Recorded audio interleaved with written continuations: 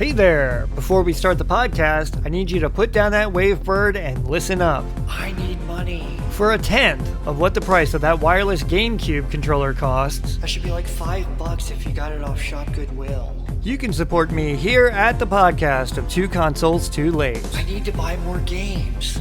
Your support gets bonus content like additional episodes, Discord server access, typewriter manifestos, and personal shoutouts on the airwaves. I actually have a typewriter. Vote on Patreon polls to see what video game I talk about next. Nothing on Atari 2600. So go to patreon.com/2consoles2late because what the world needs is more stick it!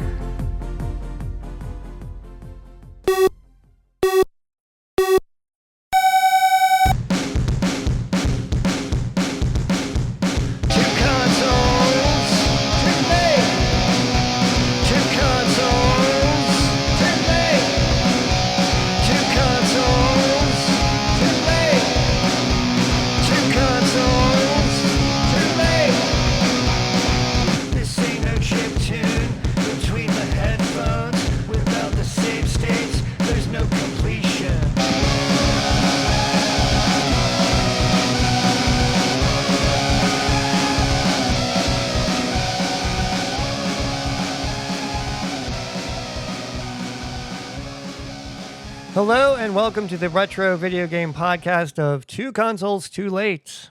I'm the host, Jackson Keebler, and I am Two Consoles Too Late. On this episode, we have another installment of Between the Headphones, where we sit down with other content creators from across the retro video game in space. And on this episode, I had the absolute pleasure of chatting with Nick, better known on YouTube as Super Nicktendo. Now, as I have observed the trends of the retro video game market on social media, on ShopGoodwill, at flea markets and yard sales, I just wanted to get another take on what is happening. So if you're a fan of well-researched and thoughtful takes on retro gaming and the secondhand video game market, then you should already know Nick's work. And if you don't, all right, pause this podcast, go to YouTube, search for Super Nicktendo, watch a couple videos, subscribe, and then come right back. All right? So in our conversation, we dive into what Nick calls Retronomics. That is Nick's clever blend of the words retro and economics. And I'm kind of jealous that he thought of that term first. It's a wonderful conversation. And I have to say that normally the podcast is around 30 minutes, but I didn't want to edit down our conversation. I didn't want to cut out parts because I thought it was all wonderful. And I didn't want to chop the episode up into two different episodes. I did edit out a little bit, which I'm going to put over on the Patreon, of me and Nick talking about golf. So whether you're a collector, a reseller, or just someone looking for, like a copy of Silent Hill, then I think this one's for you. And then stay tuned after our conversation where we're going to have Auction Alert. I'm going to take a look at the ShopGoodwills at a WATA grade a game and kind of wonder what's up with that. Kind of bring the whole thing home of what's going on with the secondhand video game market. And then I got a couple updates here at the podcast. So without further ado, let's go to Between the Headphones with Nick from Super Nicktendo.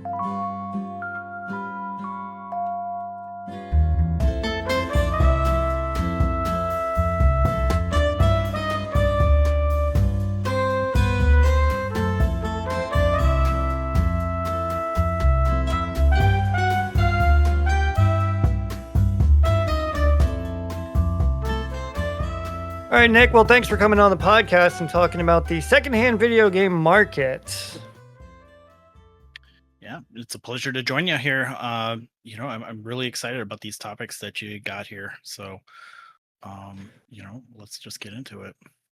All right, well, first let me start off by saying that I'm a huge fan of your YouTube channel. I really love how you look at the data of, secondhand video games and, price charting and what have you, and the content that you create based on that data and how you extrapolate, certain things. So I'm a huge fan.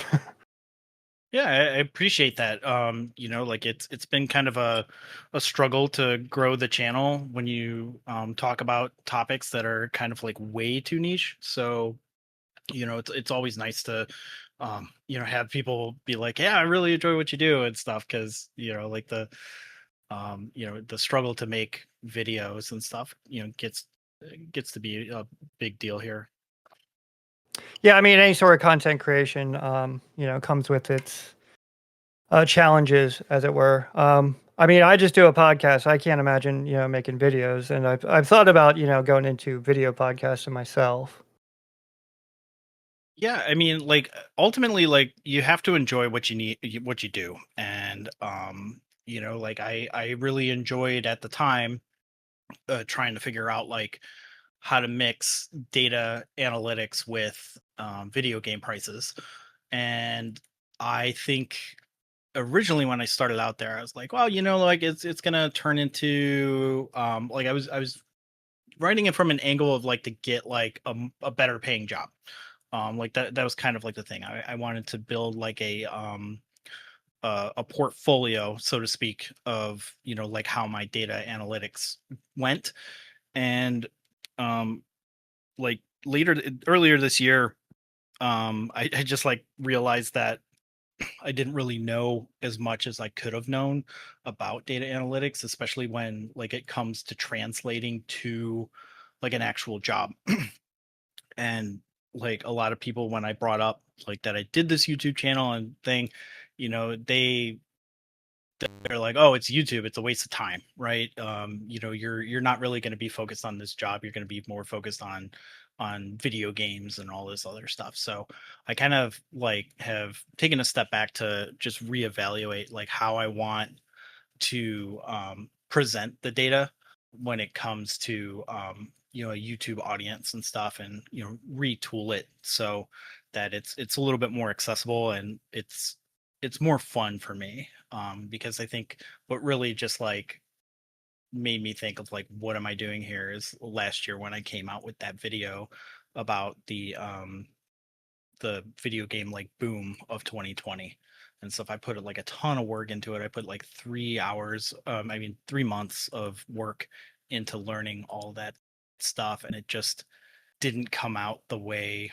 like it didn't perform the way that I wanted it to. And then um it just became like one of these things where I was like, man, I gotta reevaluate like how I spend my time doing this stuff. Well, I love the name Retronomics, and if you haven't trademarked that, I think you should, because I think it just boom, that just that phrase just encompasses exactly what you do, and that's why I love your channel. Yeah, I that's like one of the greatest like marketing things that I've actually come up with. Like I struggle really hard when it comes to like actually naming stuff. So when I thought of like Retronomics, I was like, okay. And then like I was like, okay, I want to create. I thought about like rebranding the channel to Retronomics, and I was like looking for the at, and like somebody had already like scooped it up, like a couple years ago, and like the Retronomics Twitter handle is squatted like back in 2009. Like the person hasn't even posted then. The website is like an insane amount of money on uh on on GoDaddy or something like that. It's like $4 or $5,000 or something like that to get the domain. Wow. So I was like, I do not make money on this channel to justify, purchasing like something like that. But I was able to snag Nicktendo.com. Okay. So like I think in the future, like I want to I have like all these like creative stuff that I'm like doing. I don't do this full time. So um I thought about like, oh well, I'll just make a Retronomics blog, like a Substack or something like that to supplement it. And even then, that's kind of like a out of my wheelhouse. I don't have like a background in data analytics or like web design or anything like that. I just kind of been self-taught my whole way. So um, for me, like I have to take a step back and say, like, what do I actually need to learn first in order to just do things? And Well, that was one of my that's questions is, do you have an economics degree at all, or did I don't have it. Like, I only have an associate's degree in Okay. business, that I got like maybe 5, 10 years ago. Um, and like I work as a data or a business analyst who basically what I do is like I can't really talk too much about it, but I basically like I review reports, like I generate reports for clients who, they want to know like what where their money is going, and they have a specific report. And I had like gotten into it because I was told, I was like, this is a great opportunity for you to jump into data analytics because you like looking at this stuff. And I was like, great. And then it was like very, very technical, to the point where it's not even really like analyzing data in the sense where you're telling a story about the data. You're pretty much just like cleaning up data and making sure that like a file is um to the byte length correct. Like if there's a specific byte in this spreadsheet, it'll break, and the client will get really mad. Like that's pretty much what it is. It's not interesting at all, and it's something that like I joined this job like 5 years ago on the assumption that like it would lead to more stuff, and I'm starting to realize that more of this stuff is more like my analyst stuff should be more taken more as to like say a sports analyst who like shows like certain data points and everything like that. And um like how many shots or whatever like are taken from a specific area or something like that. Like that's more of the thing, or a marketing aspect of it, not necessarily like actual numbers where you go, here are XYZ numbers, if that makes sense. Yeah, Um, totally. so so that is something that like I've been like I was like, ah, crap. Like I just learned that like for the past 8 years I've been doing this technically wrong. Um, or not necessarily in the direction that I wanted it to go. And it's it's been like a learning experience. I've had to take a step back from YouTube a little bit and kind of let my priorities settle, so that way I don't get burnt out too much anymore. Oh yeah, totally understand. Well, let's jump into some retronomics here. I'm just gonna go right into it.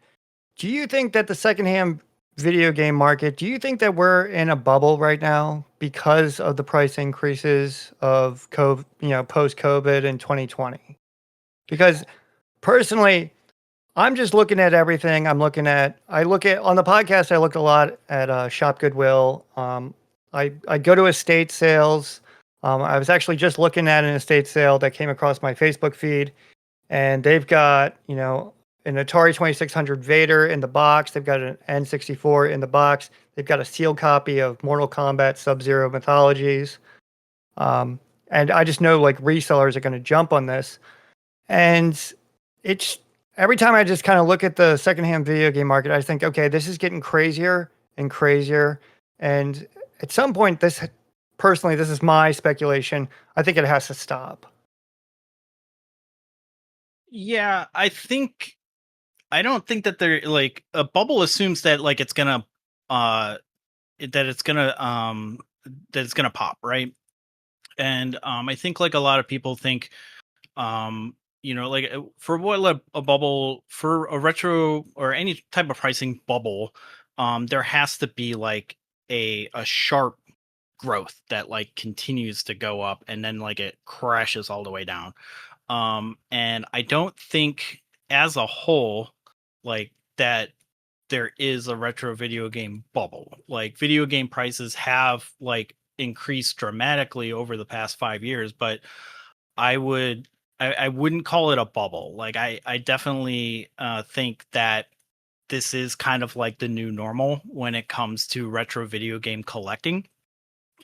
Just because like, during COVID you had people are for the most part, like the majority of like with that video where I, looked at the retro price like boom and everything was um you're finding like certain correlations when it comes to like how people were um collecting, and it had more to do as a curb against inflation than it did against like the actual hobby, if that makes sense. Like people weren't buying the games to just play on their, on their systems or something like that, where they were like, maybe a handful of them did, but the majority of the prices were kind of like spurred by speculators who were coming in from a different collector hobby.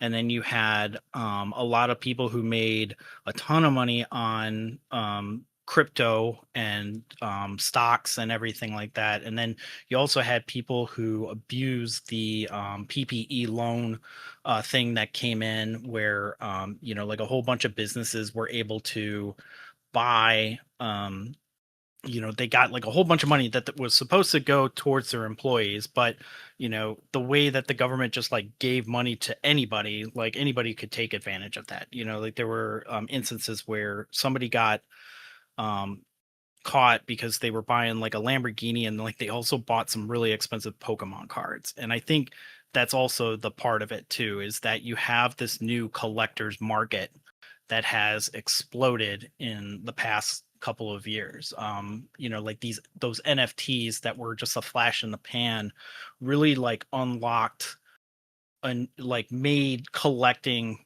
more mainstream. When like GameStop is now selling graded cards, for instance, baseball cards, right? Like it's no longer about playing the video game, it's about collecting the video game. And so when you look at the market overall, yeah, it's gone up and everything, but there are I don't think that it's gonna pop anytime soon, especially as like more and more video game companies and stuff like that are moving away from physical games. And when they are re-releasing stuff, you're gonna see more and more people like try to like actually get the physical copy, not to necessarily play, but to keep in their collection.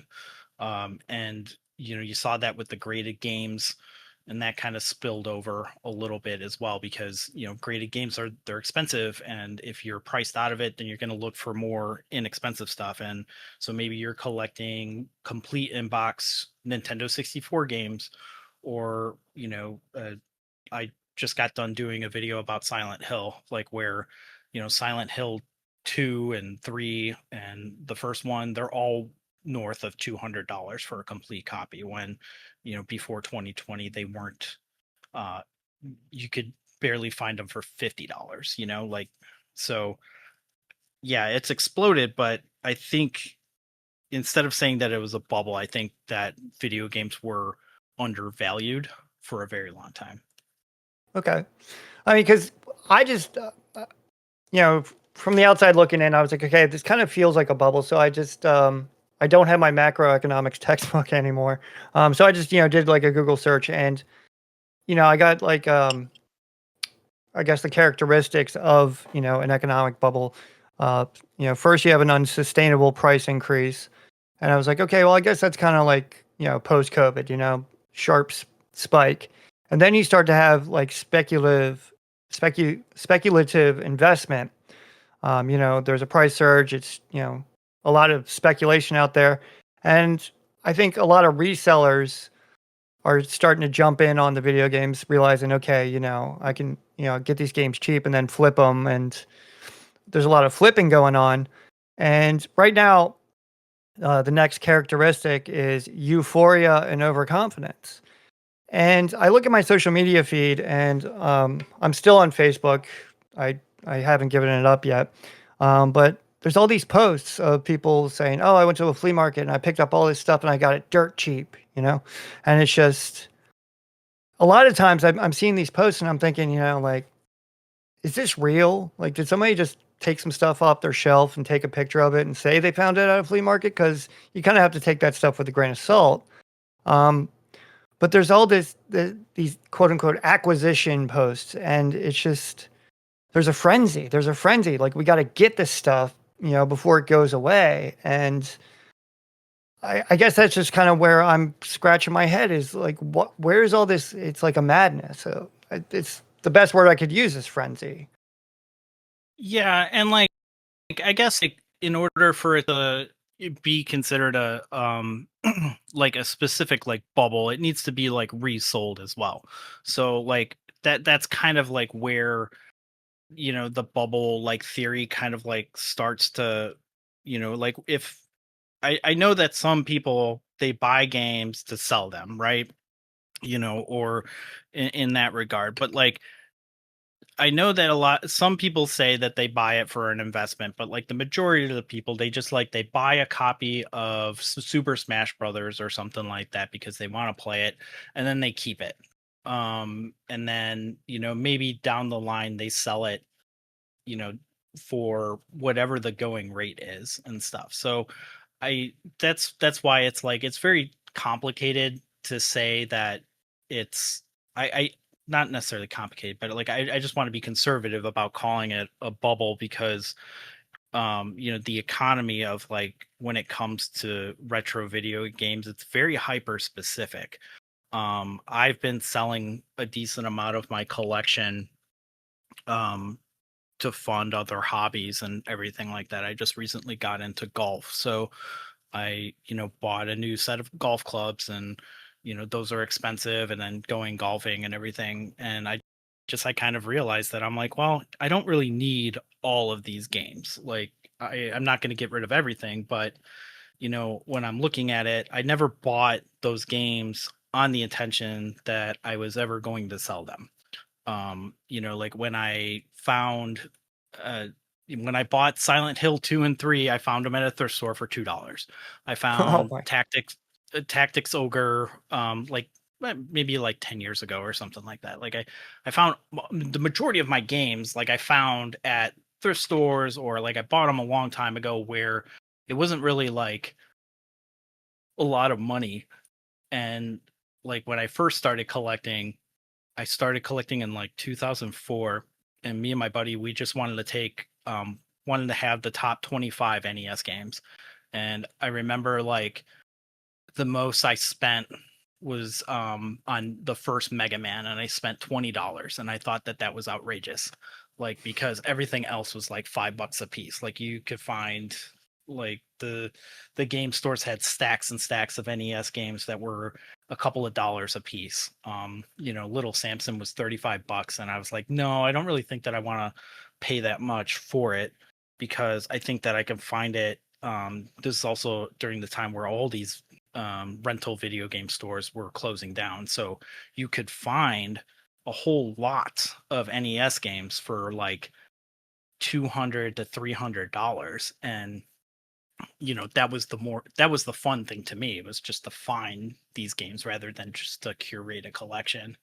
And now it's like I I'm finding that like games that I bought like a couple of years ago I never played. So it's like what does that mean to me?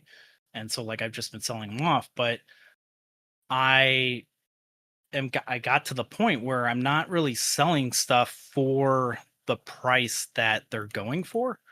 And I think that's kind of like where it's easy for people to look onto eBay and everything and say, or pricecharting.com and say, okay, this game went for $200, and so you buy it at a thrift store or something like that, or you buy it on Facebook Marketplace for $100 or something like that, and you're like, okay, great, I can just flip this and make a profit of a couple of $100. Well, the problem is that a lot of this stuff just sits. Like for example, I bought a long time ago, I bought Friday the 13th collector's edition for the Xbox, and it's basically it's the Friday the 13th Xbox One game that's no longer, you can't play it anymore, but it came with a NECA um, Jason mask.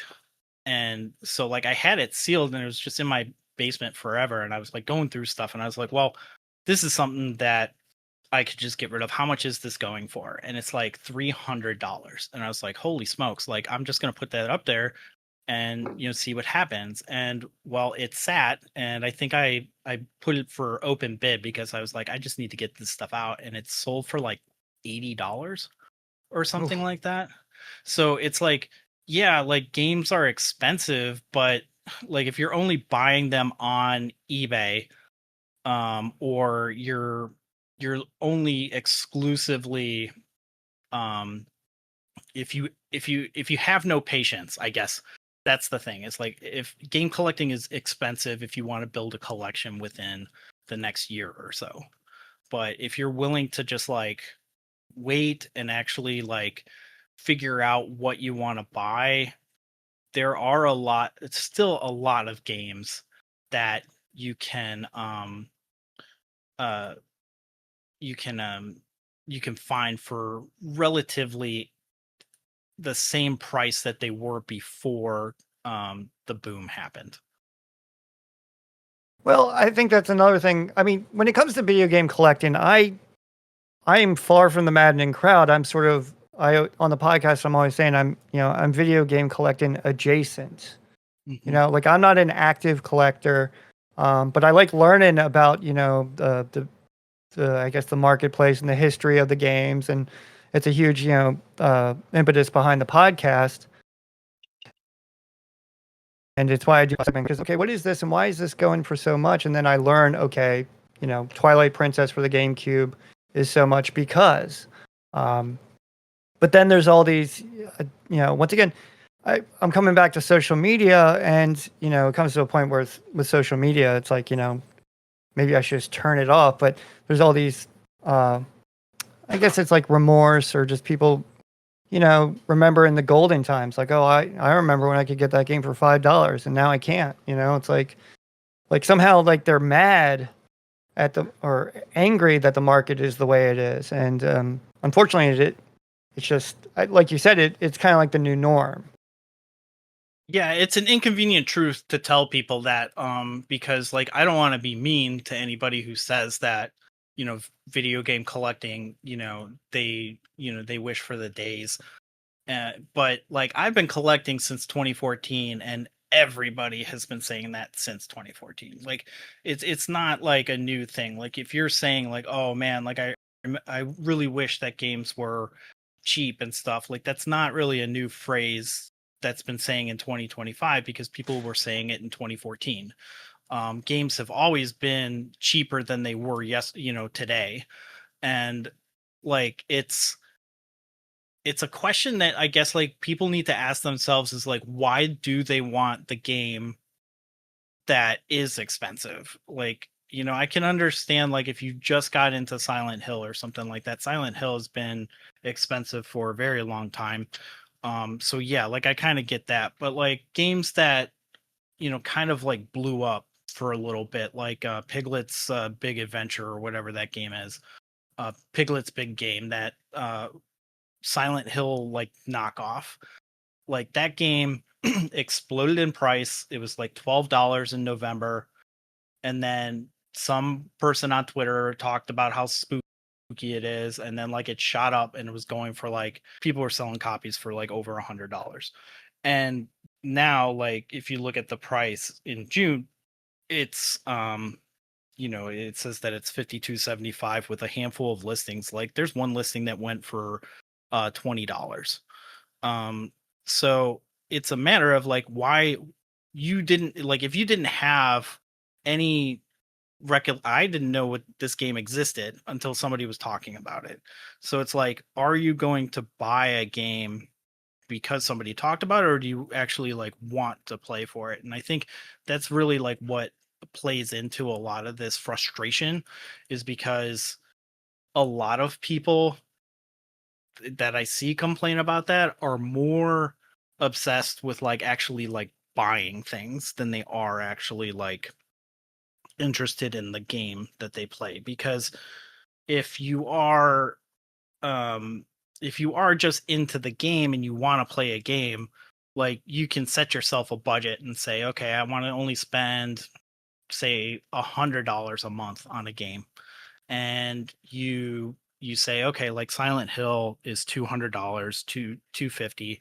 okay, well, I just won't buy a couple of games, for a couple of months. I'll save up and like I'll buy it and stuff, because the price isn't really like fluctuating or going as high as, it's been relatively like stable for a while now.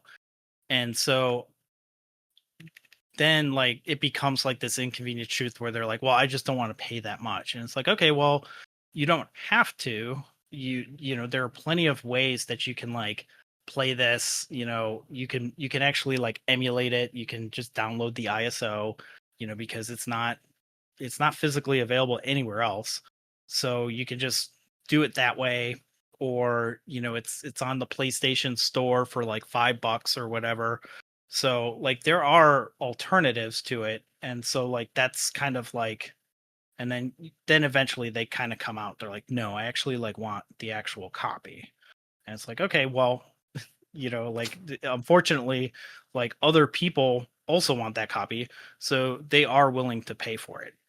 And it's one of those things where it's like it is a video game. It is something that is a luxury item, like in the strictest sense of the word, where you don't necessarily need it if to survive.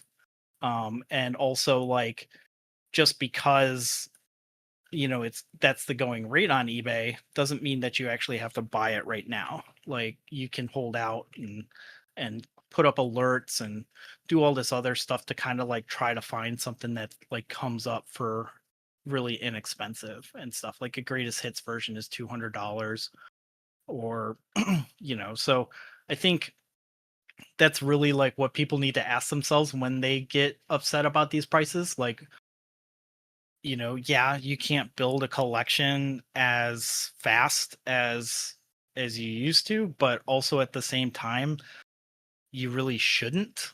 In my opinion, like every time that I've seen game collectors on the game collecting subreddit, they're like, I've been collecting for a year, and then they have like a huge collection, like just an obscene amount of games. And then like maybe like a couple of months later they never post again, and then it turns out that they like sold it all off because it doesn't really mean anything to them. Like it was just they got excited about adding a game and posting about it on Reddit.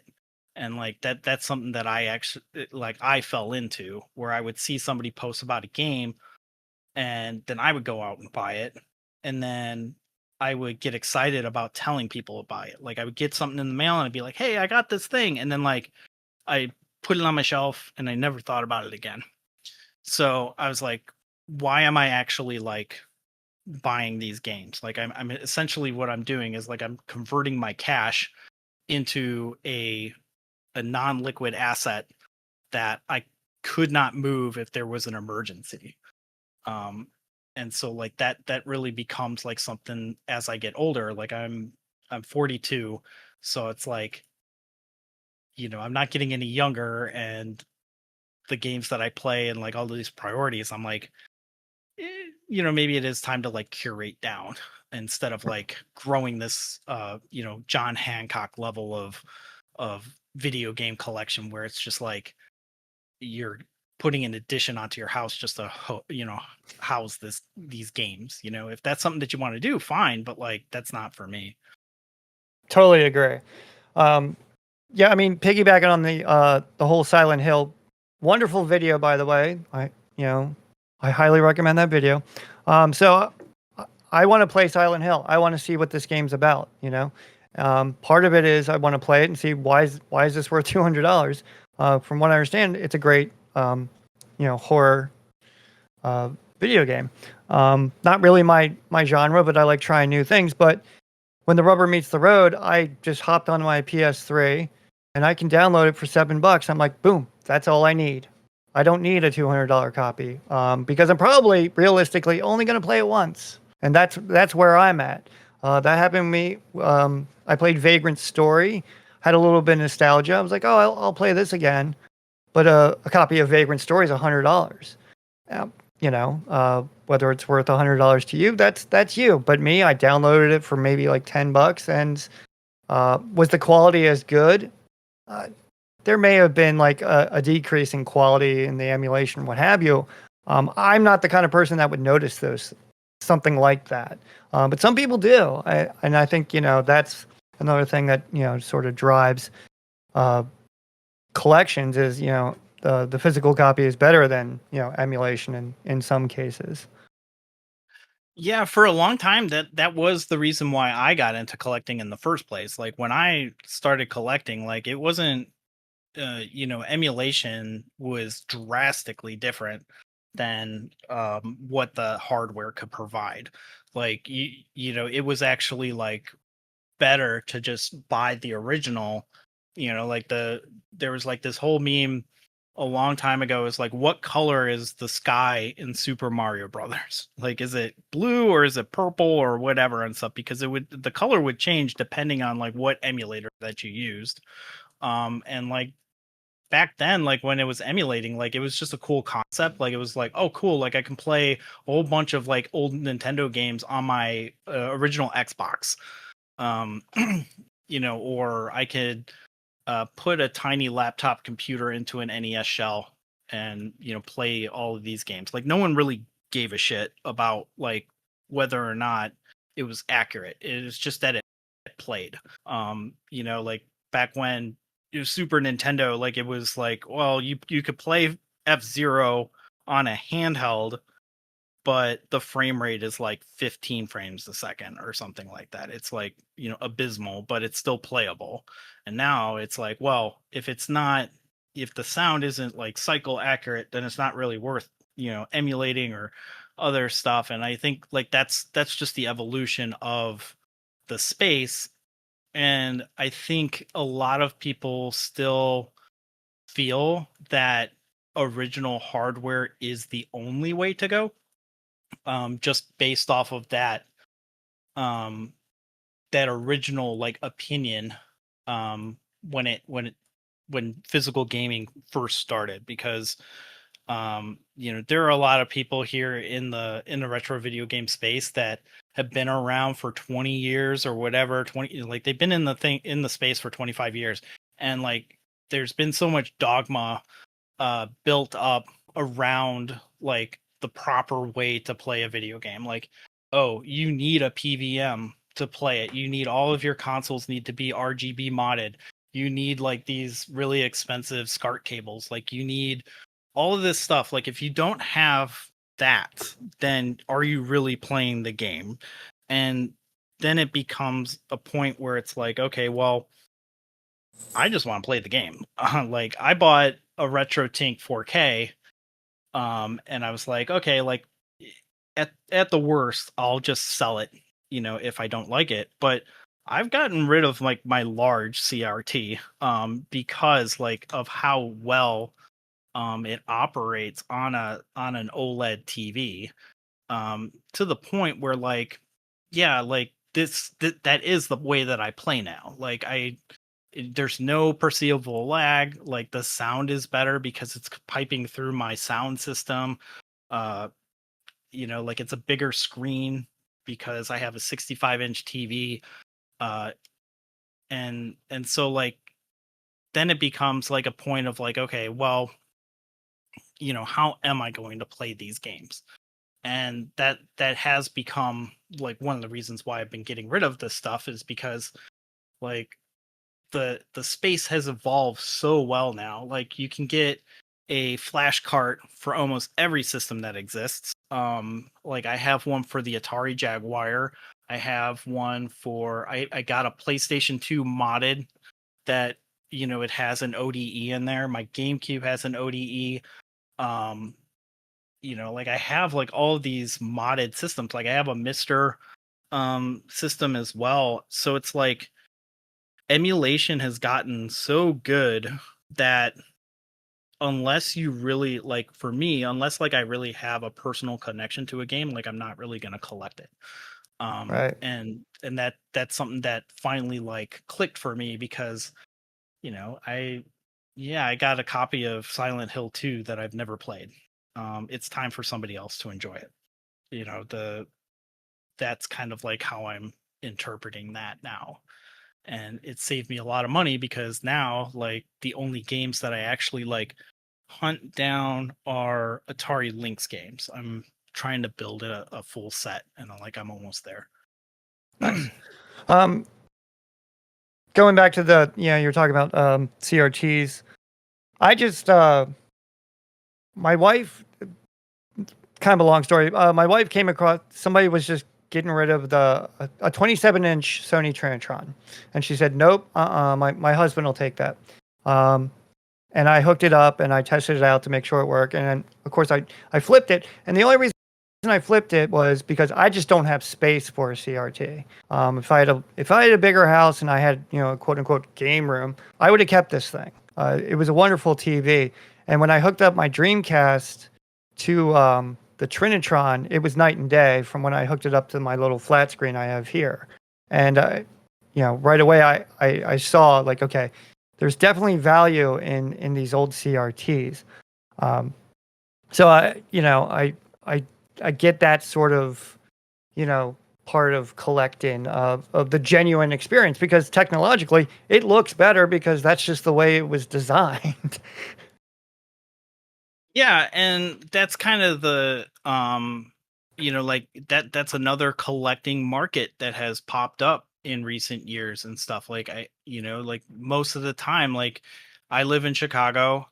CRTs are not as prevalent as they once were, and anybody who is selling a CRT like on here is selling it as a game, like a gaming rig, because that's pretty much the only reason why you would use one nowadays.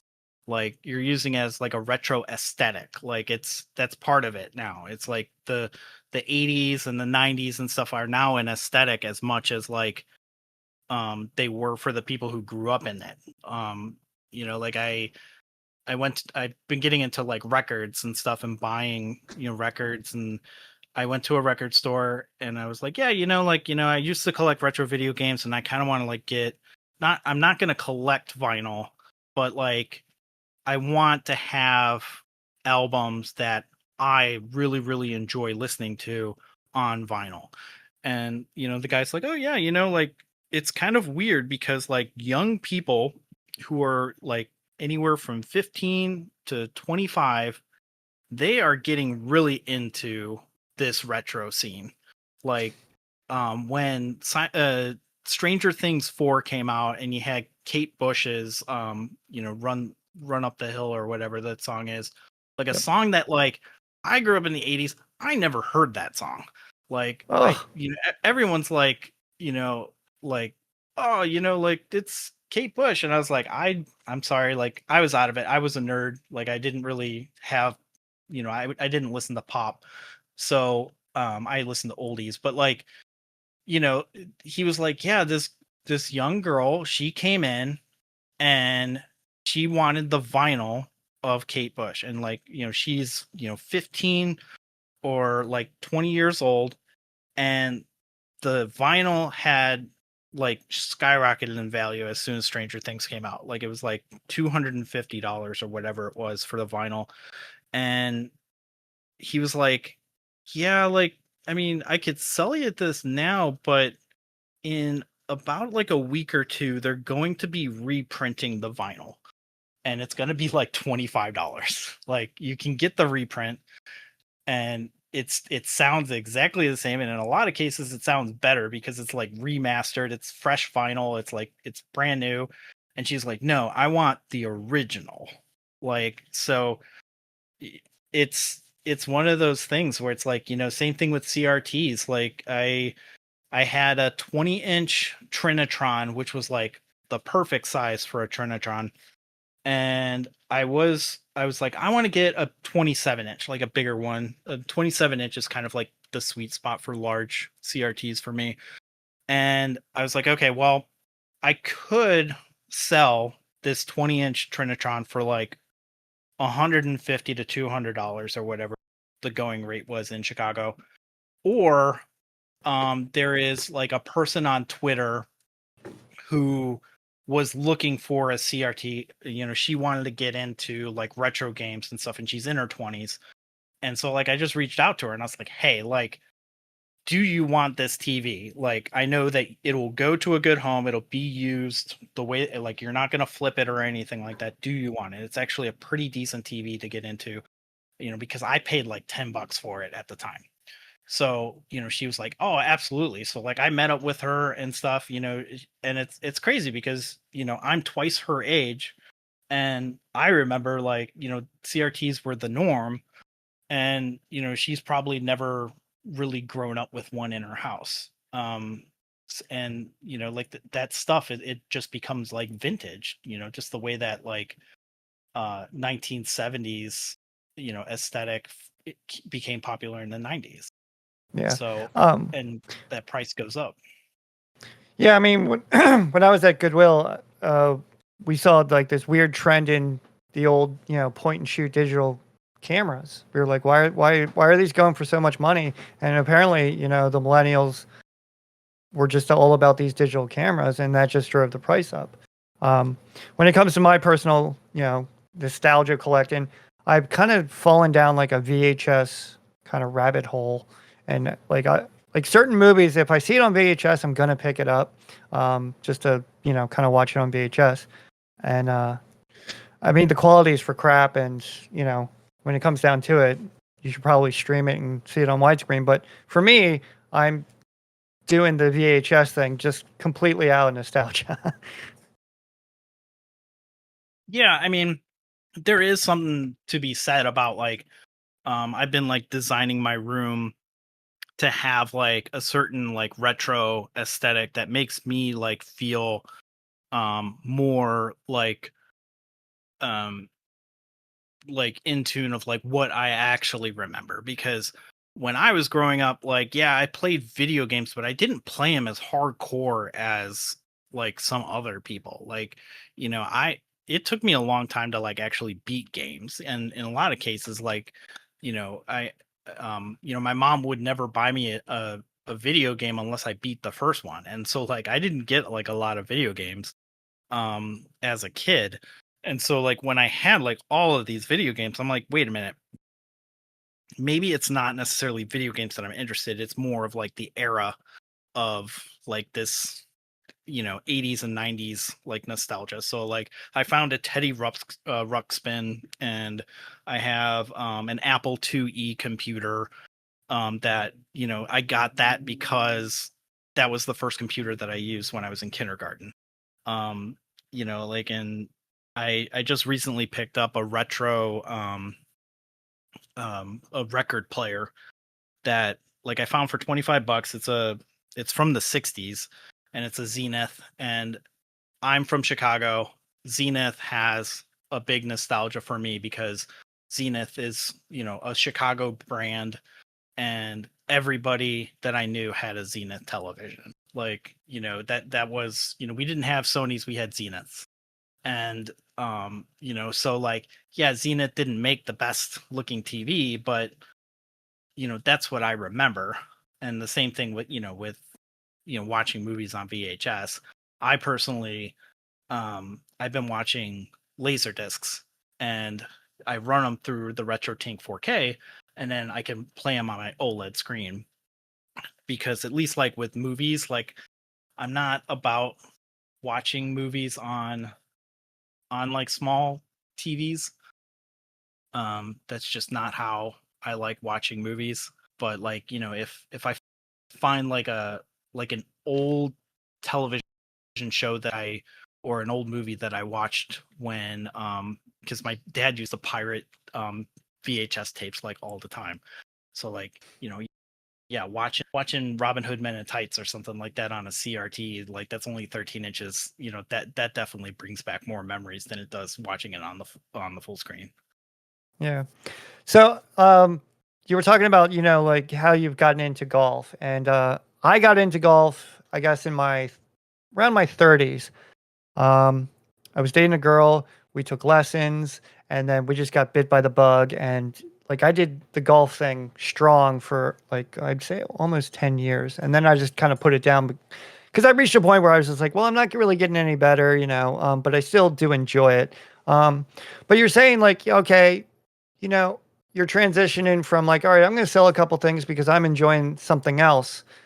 And I guess my question is, I'm thinking like this is my speculation once again.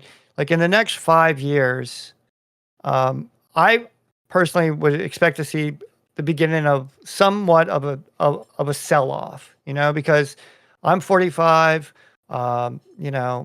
Retirement is down the road. Eventually, I don't think that there's going to be room for these things. And when it comes time to sell, a video game collection, consoles, what have you, who's going to buy? Is it, because I'm not sure. I mean, my son's about to be 10, so let's say, 10, 15 years down the road, I'm like, all right, I'm probably not going to want this stuff. Um, I'm not sure whether he's going to want it. And I just kind of find myself asking myself, like, will there be someone younger to buy these old consoles, these old video games, or are they just going to, just lose their value? I mean, is it going to be like model trains or, other collectors markets that we're seeing? Well, I mean, like right now, like I mentioned, like you have younger kids and stuff buying into these games. Like Scott the Woz is like a big, he's a huge YouTuber and stuff, and he's got like a lot of games, and he he's not even 30 yet. He grew up in 2007. Like he was born in 2007. So like the amount I don't think that you're gonna see.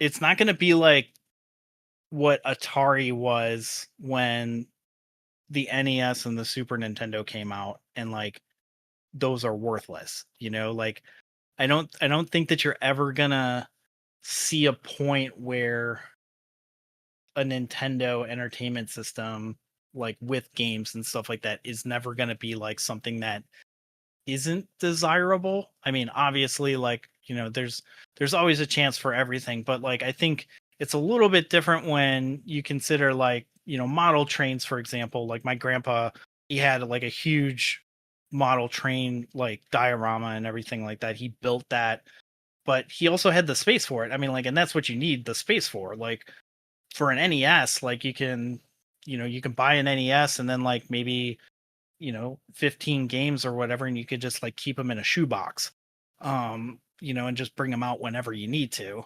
So I think that's kind of the thing, but I do think that we're eventually going to see a point where eventually these games start to fail, and eventually you're going to see more and more people sell off in the next like 5 to 10 years. Like I said, I've been curating my collection down.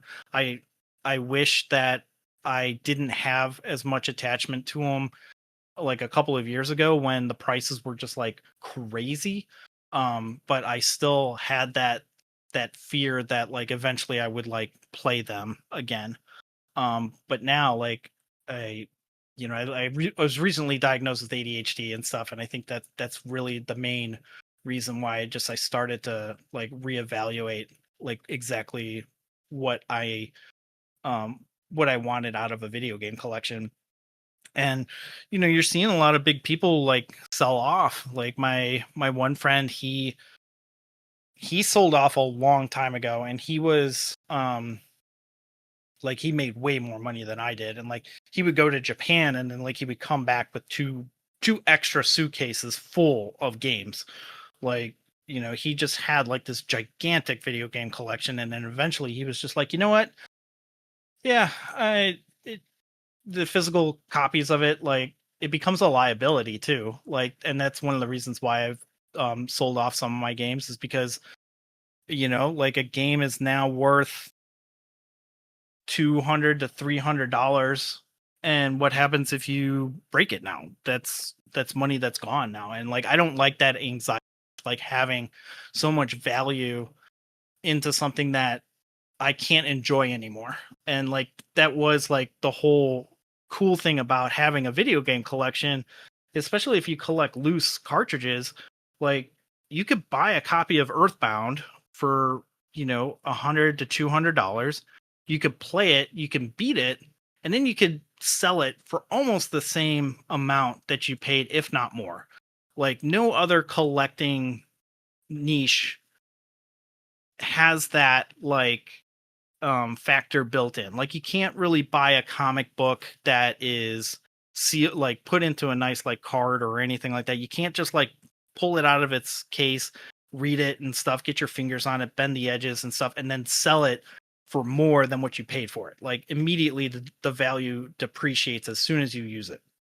But with retro video games, it's like as long as the disc is still playable and it's in decent in decent condition, like you can hold on to it for a handful of years and then just be like, okay, like I'm just going to sell it. Or even like if you're really good at like beating video games and you don't mind holding on to it, you can buy a copy of Silent Hill and rest assured that once you beat it, you can just turn around and sell it again. And that's what a majority of people did when they bought video games. I worked at a video game store in Chicago, and almost everybody who came in to buy stuff were people who weren't collectors. They were just like, hey, I remember Nintendo 64 when I was a kid. I want to buy a Nintendo 64, 4 controllers, Mario Kart, and GoldenEye. And we're like, okay, like, we sold them the thing. And then a week or two later, they're like, okay, I'm done. Like, I'm going to sell it back to you. Like, and, like we offer them like whatever trade in and stuff, and they find it, to be acceptable. So, I think that there's always going to be an interest in this stuff the same way that you have an interest in movies and books and stuff, like any type of entertainment, especially as time goes on where you have a more digital only, you don't own anything, marketplace. People are going to want to have something that they own. And like right now, the only way that you could own a copy of Super Mario Brothers 3 is when you buy a Nintendo and a physical copy of it. Like, yeah, you can, I think it's on Super Mario All-Stars, but still, like it's one of those things. Like, yeah, sure, you can buy it on Nintendo Online or whatever, but you don't really own it. And Yeah. I think that's something that like we're gonna see in a little bit. I think like we're kind of like in the midst of like when the Kindle first came out, of like a digital book, and everyone was like, this is the future. Everybody's gonna want a little tablet with 1,000 books on it that they read and everything.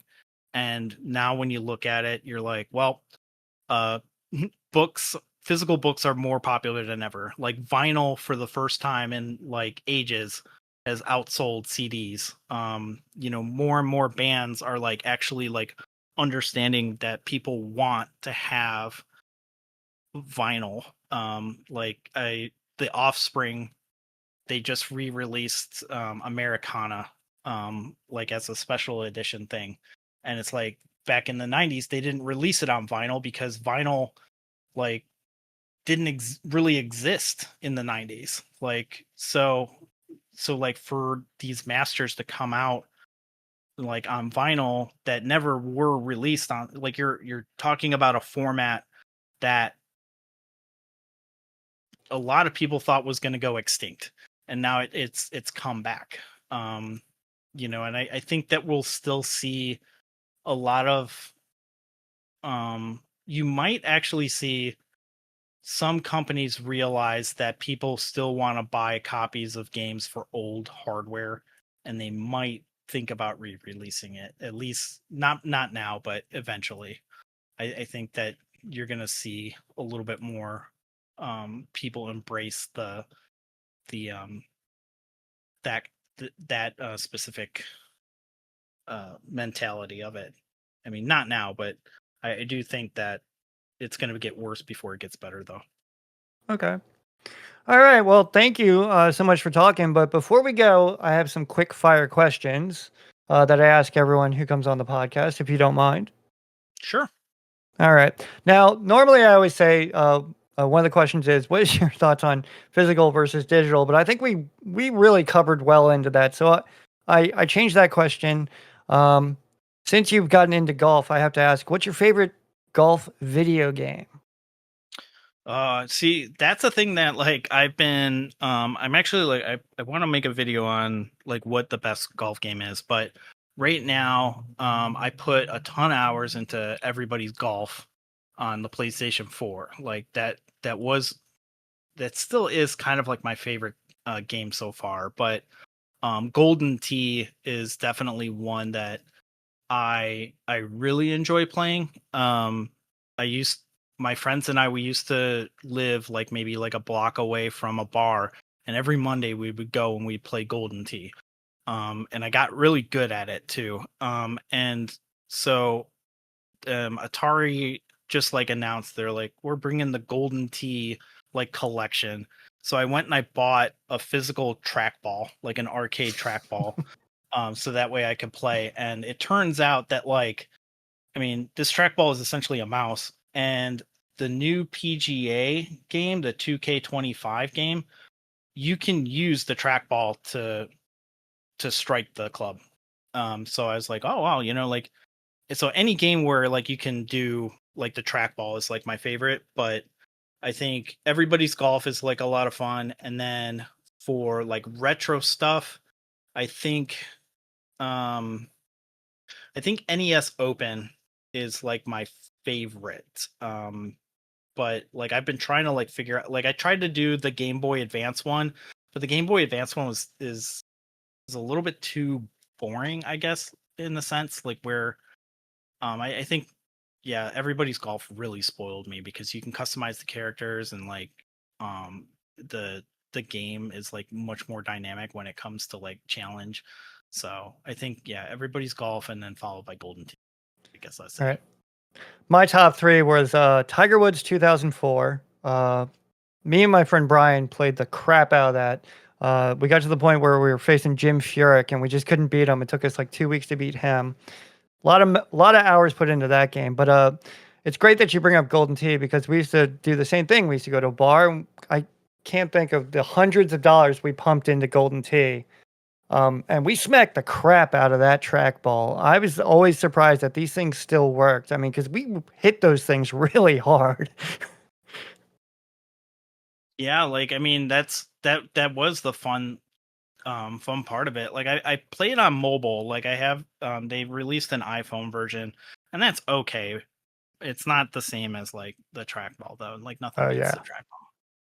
All right. And the next question is, what is your favorite video game controller? My favorite video game controller, I would have to say it's the NES Max. I know that that's kind of a controversial hot take, but I really enjoy um the Max controller. It's got like such a really good feel for it. It's got turbo, and I know that some people like they don't like the little disc thing, but for some reason like that really just resonates with me. Like I can play Mega Man 2 with it and everything. It's just the finger travel to turbos is like what really I can put up with. All right. And lastly, what is your favorite soft drink? My favorite soft drink, Yep.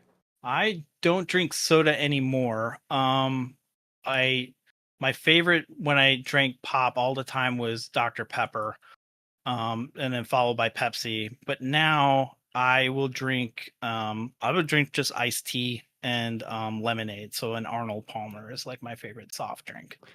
I can tell you're from the Midwest. You called it pop. Yeah, because we like everyone they're like, why do you call it pop? I was like, well, because soda was the the stuff that you put onto shuffleboard tables at the time. Like that was soda. It's like a sodium bicarbonate or something like that, and you call it soda, and it provides we had these like those bowling games that you would slide the puck down and it Oh yeah. would knock the pins up.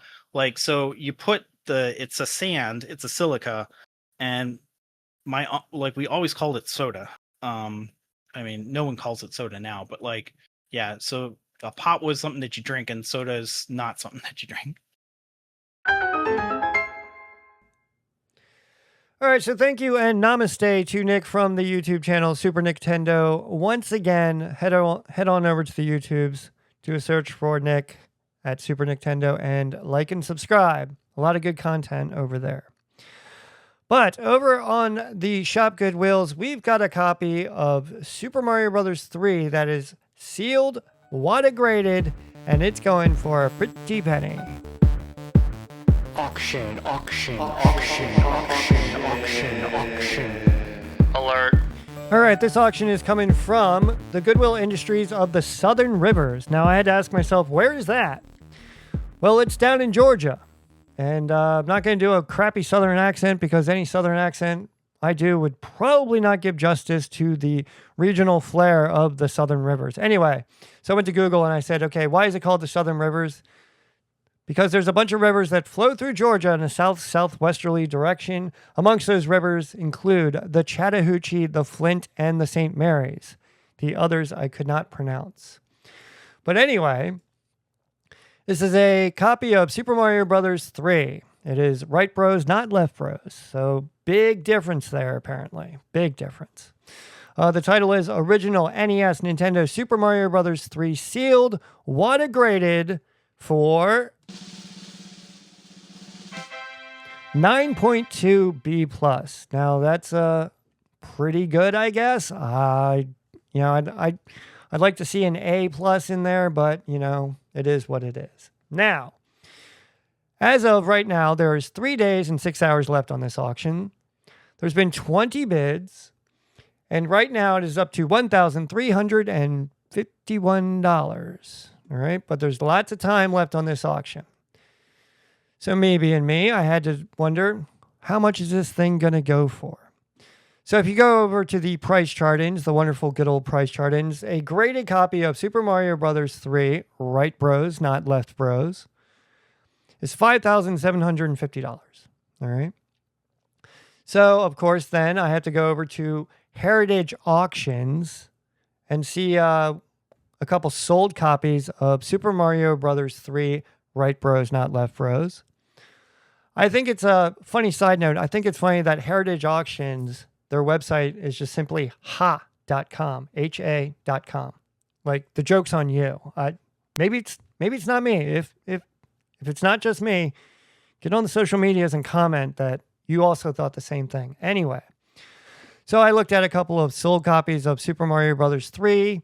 I tried to find a similar grade, all right? And these grades are all over the place. And I think when it comes to these sealed graded games, it's the difference of thousands of dollars depending on the grade. So I'm just going to go down the list. Super Mario Bros. 3, WATA 9.6 A+. This sold on May 24th, 2025. That is the most recent copy I could find sold. And that sold for $5,250, which is exactly $500 under where Price Chart had it.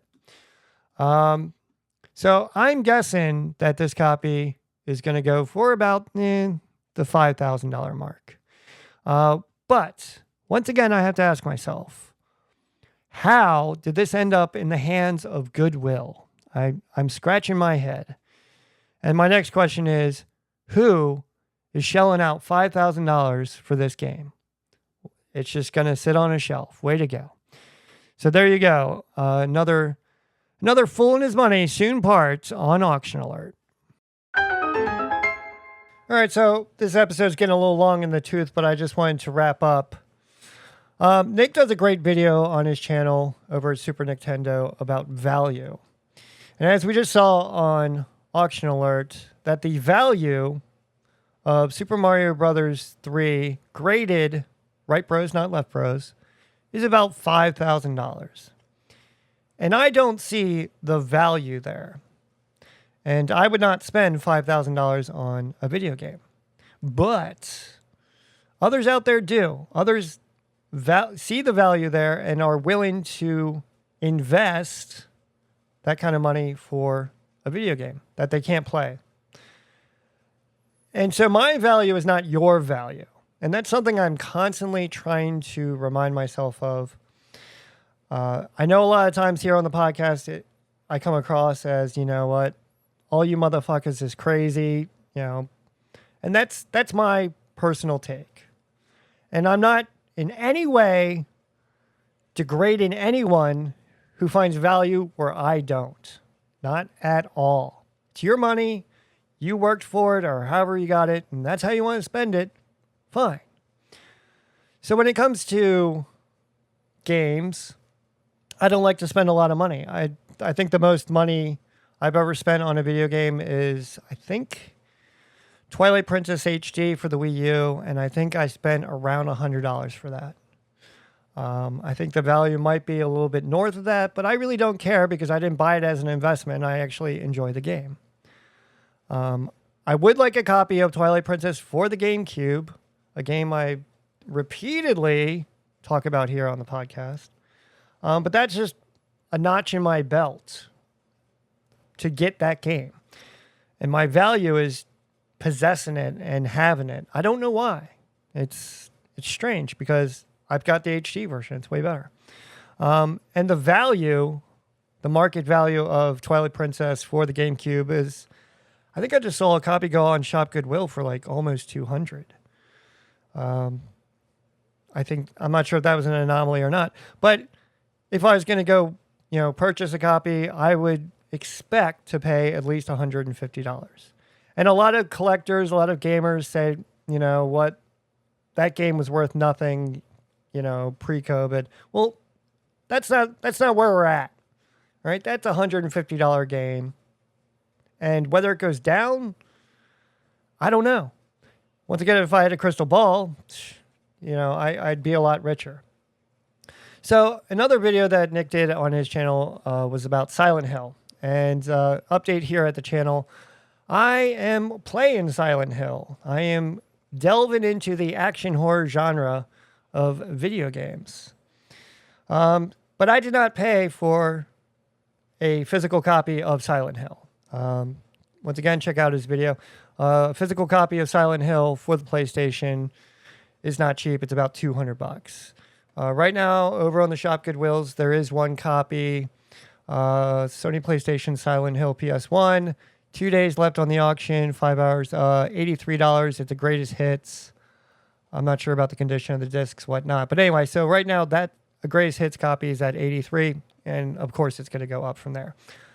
I just went over to the PlayStation 3 store and got a copy for $7. And in our conversation, I said, whether it's emulation, the quality or whatnot, I really don't care because all I want to do is just play the game. That's it. I want to experience the game. And so that's what I'm going to be talking about on the next episode of Two Consoles Too Late.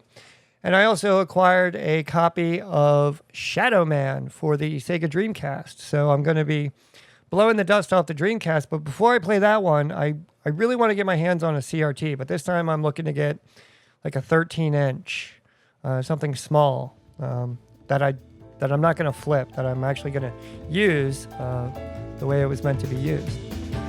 With that all being said, thank you for listening to the podcast. I have been the host, Jackson Keebler. You can check me out on the interwebs. Just go to Google and type in Two Consoles Too Late, and there I will be found. Be sure to check out the Patreon. I put me and Nick had a conversation about golf, just two duffers talking about a wonderful sport that frustrates, but yet is enjoyable at the same time. But as always, have a good one. I love you, and goodbye.